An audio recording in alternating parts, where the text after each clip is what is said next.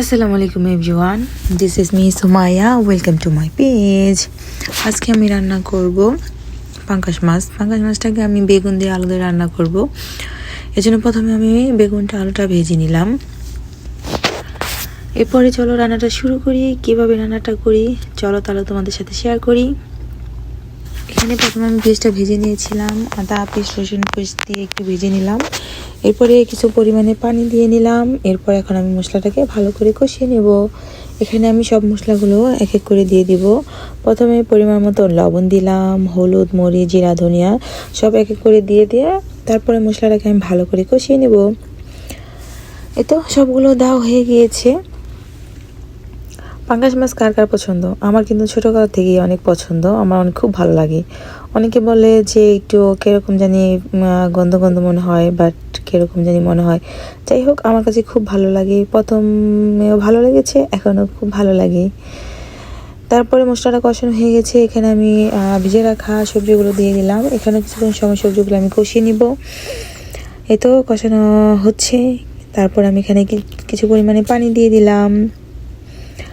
যাই হোক, পাঙ্গাস মাছটার কথা বলতেছিলাম, আমার কাছে খুব ভালো লাগে। যে যাই বলুক না কেন, পেটের মাছটা কিন্তু খেতে দারুণ, তাই না? ওখানে তেল বেশি থাকে তো খুব ভালো লাগে। আর সাথে যদি একটু বোমা মরিচ হয় তাহলে তো কোনো কথাই নেই। এই তো সবজিগুলো অনেকটা কুক করে নিয়েছিলাম। এরপরে আমি এখানে মাছগুলো সব দিয়ে দিলাম। মাছগুলো ভেজে রাখা হয়েছিল। এই তো তারপর এখানে আমি আর কিছুক্ষণ সময় কুক করে নিব। এখানে পাঙ্গাস মাছটা মাঝে অনেক পেয়েছিলাম, তারপর আবার কিছুদিন পাওয়া যায়নি। এখন আবার সামটাইম পাই, কারণ পাঙ্গাস মাছটা কেন জানি বাংলাদেশ থেকে আনতে দেয় না। তারপরে এখন কিভাবে জানি আসে, সো পাইলে তো নিয়ে আসি। আমার কাছে দেখলে তো খুব ভালো লাগে। পাঙ্গাস মাছটা না কীরকম জানি উপরে একটু ময়লা ময়লা থাকে। যাই হোক, মাছটাকে অনেক ভালো করে ক্লিন করতে হয়, তারপরে তো পাই, তাই না? তা না হলে তো দেশে কিছু কিছু মাছ আছে যে পেতামই না।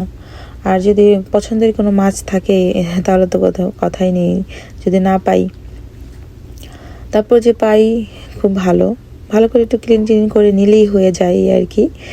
এই তো আমার রান্নাটা অনেকটা ডান হয়ে গিয়েছে। আমি এখন ধনিয়া পাতা দিয়ে দিলাম। রান্নাটা সেদিন খুব মজা হয়েছিল। পছন্দের মাছ রান্না করেছিলাম বলে কথা, তাই না? আচ্ছা, আপনাদের কার কার এই মাছটা পছন্দ আর কে কীভাবে রান্না করেন অবশ্যই জানাতে ভুলবেন না কিন্তু। আমার তো খুব ভালো লাগে, আমি প্রায় সময় এটা রান্না করি। আপনারা অবশ্যই দেখবেন, আমার যারা যারা আমার ভিডিও দেখেন তারা তো অবশ্যই দেখবেন যে আমি এই ভিডিওটা দিয়ে থাকি। ওকে, আজকে এখানেই, আল্লাহ হাফিজ।